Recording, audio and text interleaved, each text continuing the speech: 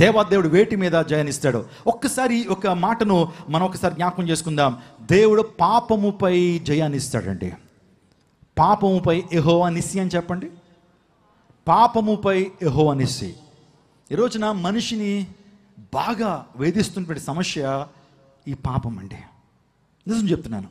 మనిషిని బాగా వేధిస్తున్న ఎన్నో కాలాల నుంచి, ఎన్నో సంవత్సరాల నుంచి మనిషిని బాగా వేధిస్తున్నటువంటి సమస్య పాపం. మనం ఏదైతే చేయాలనుకుంటున్నామో అది చేయలేం. చేయకూడదని దాన్నే మనం చేస్తుంటాం. నాకు ఇలా బ్రతకాలని ఉండదండి, కానీ ఇలాగే బ్రతుకుతున్నాను. ఎందుకో నేను ఆ పాపానికి బానిస అయిపోయాను. నన్ను సక్రమార్గంలో నడవాలని కోరుకుంటాను, కానీ ఎందుకు ఉండలేకపోతున్నాను. లేకపోతే ఆ తప్పు చేయకూడదని అనుకుంటాను, కానీ సమయం వచ్చేటప్పటికి ఆ తప్పిదాన్నే చేస్తున్నాను. ఇది నా సమస్య. మనిషి ఏదైతే చేయాలనుకుంటున్నాడో అది చేయలేకపోతున్నాడు, చేయకూడదాన్ని చేస్తున్నాడు. దీన్నే ప్రభు యేసుక్రీస్తు ప్రభువారు పాపము అన్నారు. చూడండి, ఇది అందరి సమస్య. కేవలం భారతీయుల సమస్య మాత్రమే కాదు, అమెరికా వాళ్ళ సమస్య మాత్రమే కాదు, ప్రపంచంలో ఉన్న ప్రతి ఒక్కరి సమస్య ఈ పాపము. అందుని బట్టే ఉదయాన్నే లేచి మన పూర్వీకులు పాపోహం పాపకర్మః పాపాత్మ పాప సంభవామి త్రాహిమాం యుగే యుగే అన్యదా శరణం నాస్తి తుమామ శరణం మమ ఓం శాంతి ఓం శాంతి ఓం శాంతి. పాపంలో పుట్టాను, పాపంలో పెరుగుతున్నాను, పాపం ద్వారా నాకు ఎందుకో శాంతి ఉండట్లేదు. నాకు శాంతి కావాలంటే పాపం నుంచి నాకు క్షమాపణ కావాలి, పాపం నుంచి ప్రక్షాళన కావాలి అని మన పూర్వీకులు పాడారు.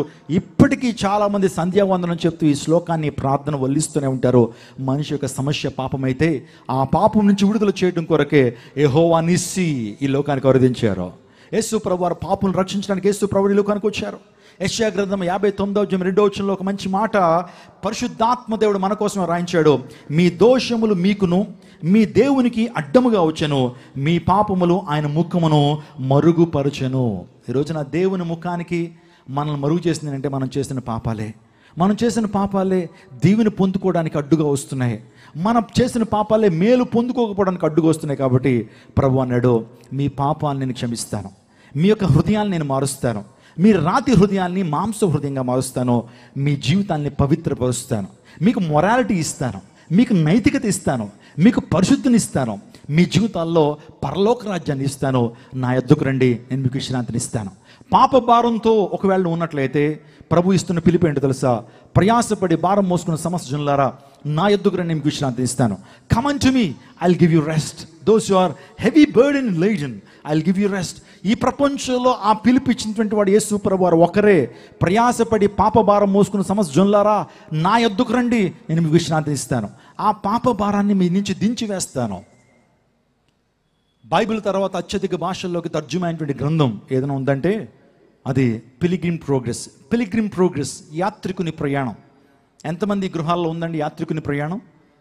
బైబిల్ తర్వాత అత్యధిక భాషల్లోకి తర్జుమైనటువంటి గ్రంథము యాత్రికుని ప్రయాణం అయితే అక్కడ యాత్రికుడు ఉంటాడు, తన మీద ఒక భారం ఉంటుంది. ఆ భారం దించివేయబడాలని అనేక మంది దగ్గరికి వెళ్తాడు, డాక్టర్స్ దగ్గరికి వెళ్తాడు, ఆ అవతార పురుషులు లాంటి వాళ్ళ దగ్గరికి వెళ్తాడు, బాబాల దగ్గరికి వెళ్తాడు, స్వామీజీల దగ్గరికి వెళ్తాడు. ఎక్కడా కూడా ఆ పాప భారం దించివేయబడదు. ఆ బరువును మోయలేక మనిషి చాలా చిక్కిపోతూ ఉంటాడు. ఆ పాప భారాన్ని మోయలేక ఆరోగ్యం పోతూ ఉంటుంది. తనలో అశాంతి కూడా తన జీవితంలోకి వచ్చినప్పుడు ఎట్టకేలకు సిలువ దగ్గరికి వస్తాడు. యేసు ప్రభు సిలువ దగ్గరికి వచ్చినప్పుడు ఆ పాప భారం అంతా దించివేయబడుతుంది. అక్కడ ఆ పుస్తకంలో ఆయన రాస్తాడు, జాన్ బనీ అనేటువంటి ఆ దైవజనుడు. ఆ యాత్రికుడు ఎప్పుడైతే ఆ సిలువ దగ్గరికి వచ్చాడో తన పాప భారం అండి సిలువను చూడగానే సిలువ దగ్గరికి వచ్చి ఎప్పుడైతే మోకరించాడో ఆ పాప భారం అంతా కూడా దొర్లుకుంటూ, ఆ మూట దొర్లుకుంటూ దొర్లుకుంటూ దొర్లుకుంటూ దొర్లుకుంటూ ఒక గొప్ప అగాధంలో పడిపోతే నిజంగా గొప్ప ఫ్రీ అయిపోతాడు.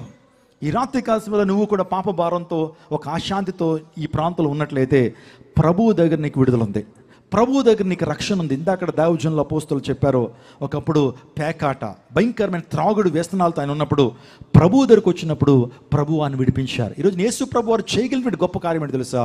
పాపం నుంచి నీకు విడుదల ఇవ్వగలడు. పాపను రక్షించే క్రీస్తు యేసు ఈ లోకంలోకి వచ్చినని నిజంగా ఆ వాక్యము పూర్ణాంగీకారముకి యోగ్యమైందని 1 తిమోతి రాసిన పత్రిక 1:15 రాయబడింది. నిజంగా పాపను రక్షించడానికి క్రీస్తు ప్రభు ఈ లోకానికి వచ్చాడు. యేసు ప్రభు రక్షక నామదేడండి.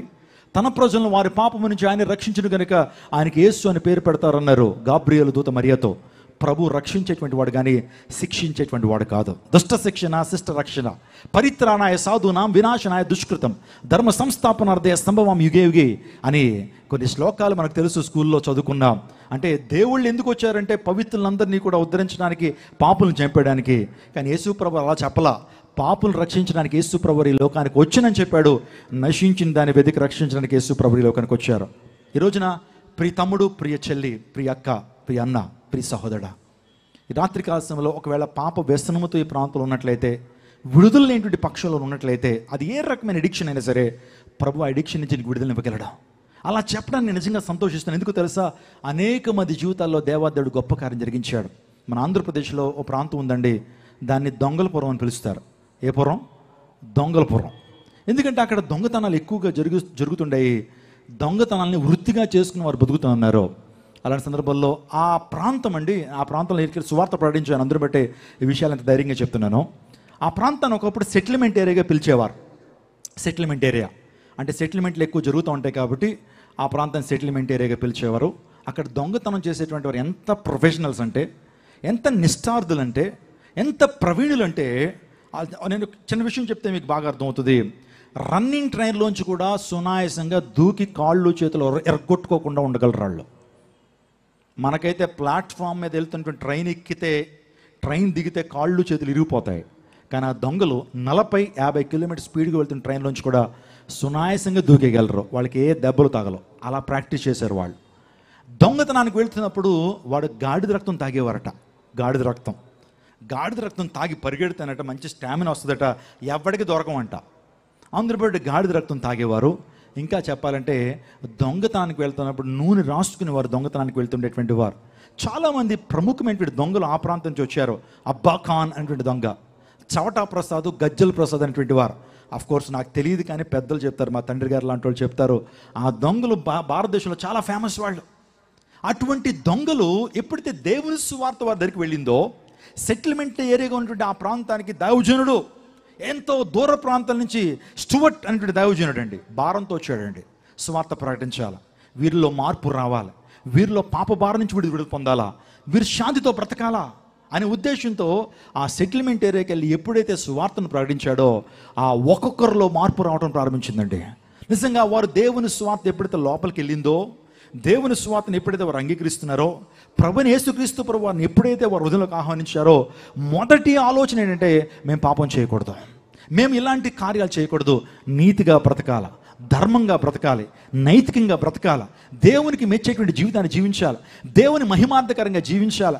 దేవుడు మాలో ఉన్నాడు కాబట్టి ఆ పరిశుద్ధాత్మ దేవుని మేము దుఃఖపరచకూడదు. మా మాటల ద్వారా, మా చూపుల ద్వారా, మా నడకల ద్వారా, మా పడకల ద్వారా, మా చేష్టల ద్వారా మాలో ఉన్న పరిశుద్ధాత్మను దుఃఖపరచకూడదనే ఉద్దేశంతో వారు ప్రవర్తన మారిపోయేటప్పటికీ ప్రభుత్వం వారు కూడా గుర్తించారు.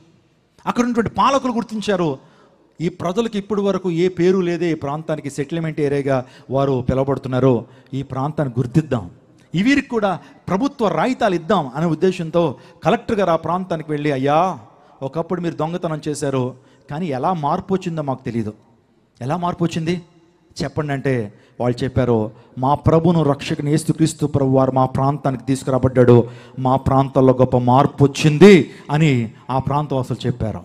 చెప్పేటప్పటికి ఆశ్చర్యపోయారండి.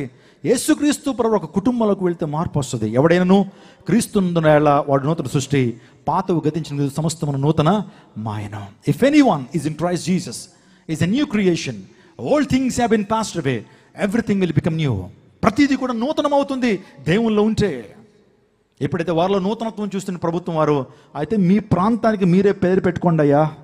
ఏ పేరు పెట్టమంటారు అంటే వారు చెప్పారు, మా జీవితాల్లో, మా బతుకుల్లో మార్పునిచ్చి వెలుగులకు కురిపించినటువంటి వాడు యేసు ప్రభు వారైతే, ఆ యేసుక్రీస్తు ప్రభు యొక్క సువార్తను, యేసుక్రీస్తు ప్రభు యొక్క మాటను మా దాకా తీసుకొచ్చి మాకు వాక్యం చెప్పి మమ్మల్ని బలపరిచాడు ఒక దేవుని సేవకుడు. ఆయన పేరు స్టూవర్ట్. ఆయన పేరేంటి? స్టూవర్ట్. అందుని బట్టి మా ప్రాంతానికి స్టూవర్ట్పురం అని పేరు పెడతారా అన్నారు వాళ్ళు. మా ప్రాంతానికి స్టూవర్ట్పురం అని పేరు పెడతారా అన్నప్పుడు ప్రభుత్వం వారి గెజెట్ పబ్లికేషన్స్లో కూడా ఆ ప్రాంతానికి స్టూవర్ట్పురం అని పేరు పెట్టారు. ఇప్పుడు చెప్పండి, స్టూవర్ట్పురం అనేటువంటి ఆ యొక్క పేరు ఎలా వచ్చింది? ఒకప్పుడు దొంగలపురం, అది ఒకప్పుడు దొంగలు బాగా సంచారం చేసేటువంటి వారు, అనేకమైనటువంటి గుడుల్లో కూడా పచ్చల హారాలు దొంగిలించినటువంటి దొంగలు ఆ ప్రాంతంలో ఉన్నప్పటికీ ఇప్పుడు ఆ ప్రాంతానికి వెళితే సాఫ్ట్వేర్ ఇంజనీర్లు ఉన్నారండి, ఇంజనీర్స్ ఆ ప్రాంతంలో ఉన్నారు, టీచర్స్ ఆ ప్రాంతంలో ఉన్నారు. నాలాగా దేవుని సేవ చేసేటువంటి దేవుని సేవకులు కూడా ఆ ప్రాంతం నుంచి వచ్చారంటే ప్రభు పాపులను రక్షించేటువంటి వాడు, పాపుల్లో పరివర్తన ఇచ్చేటువంటి వాడు. ఈ రోజున పాపంపై నీకు జయం ఉంది, పాపం మీద నీకు విజయం ఉంది. If anyone is in Christ Jesus there is no condemnation. క్రీస్తునందున్న వారికి ఏ శిక్ష విధి లేదు, ఎందుకంటే నీ జీవితంలో పాపం పరిహరించబడింది. ఈరోజున పాపం పోవాలంటే రక్షకుడు ఈ లోకానికి రావాలి, తన రక్తాన్ని మన కోసం కార్చాలి. సర్వ పాప పరిహారం రక్త ప్రోక్షణం ఆవశ్యకం, తద్రక్తం పరమాత్మైన పునీదాన బలియాగం అని సామవేదం తాండ్య మహాబ్రాహ్మణం చెప్తుంది. సర్వ పాపాలు పోవాలంటే రక్తం చిందించబడాలి. ఆ రక్తం పరమాత్ముడే వచ్చి తన పుణ్యమైన రక్తం, పరిశుద్ధమైన రక్తాన్ని ప్రజల కోసం కార్చినప్పుడు ఆ రక్తంలో పాపికి పాపక్షమాపణ. యేసు రక్తం ప్రతి పాపము నుంచి మనల్ని ఏం చేస్తుంది? పవిత్రులుగా చేస్తుంది. 1 యోహాను పత్రిక 1వ అధ్యాయము 7వ వచనం. యేసు రక్తం ప్రతి పాపం నుంచి మనల్ని పవిత్రులుగా చేస్తుంది. It's a cleanser. ఆయన రక్తము మనకు ప్రతి పాపాన్ని కడిగి వేస్తుంది. ఒకప్పుడు నేను కూడా పాపంలో ఉన్నటువంటి వ్యక్తినే, వేషధారణ పాపము, తిరుగుబాటు పాపము నా జీవితంలో కూడా ఏలుబడి చేసినప్పుడు దేవాదేవుడు ఆ పాపం నుంచి నన్ను విడిపించి, ఆ వ్యసనం నుంచి దేవుడు నిన్ను విడిపించి దేవాదేవుడు తన యొక్క పరిచర్య కోసం వాడుకుంటా ఉన్నాడు. ఈరోజు నీతిగా బ్రతకడానికి దేవుడు కృప చూపుతా ఉన్నాడు. పాపంపై యెహోవా నిస్సి. అందరికీ శుభవార్త. ప్రతి ఆదివారం 10,000 మంది ఒక చోట చేరి దేవుణ్ణి ఆరాధిస్తున్న జీవం గల దేవుని సంఘం. స్వస్థత, విడుదల, అభిషేకం పొందాలనుకుంటున్నారా? దురాత్మ శక్తుల నుంచి విడుదల కావాలా? ఆర్థిక ఇబ్బందుల నుంచి విడుదల కావాలా? సంతానలేమితో బాధపడుతున్నారా? కుటుంబ సంక్షేమం కొరకు ప్రత్యేక ప్రార్థనలు కోరుకుంటున్నారా?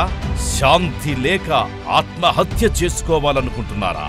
నిజమైన ఖచ్చితమైన వాక్యం చేత బలపడాలని ఆశిస్తున్నట్టయితే రండి. క్రైస్ట్ టెంపుల్ మీ కొరకే.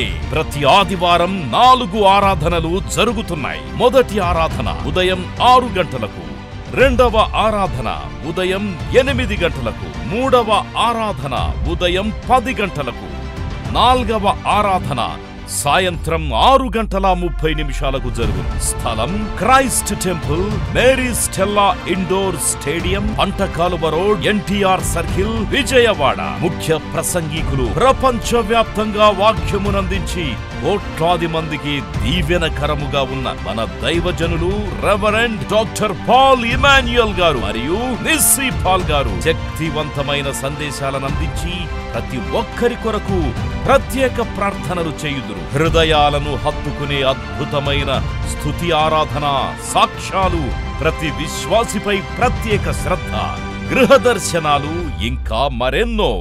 ప్రతి ఆరాధనలో 1000 మంది ప్రజలు పాల్గొంటూ ఆత్మీయముగా బలపడుచున్నారు. పాటలు, ఆరాధన, వర్తమానముల ద్వారా దేవుని ఆత్మీయ కార్యములు అనేకులు పొందుకుంటున్నారు.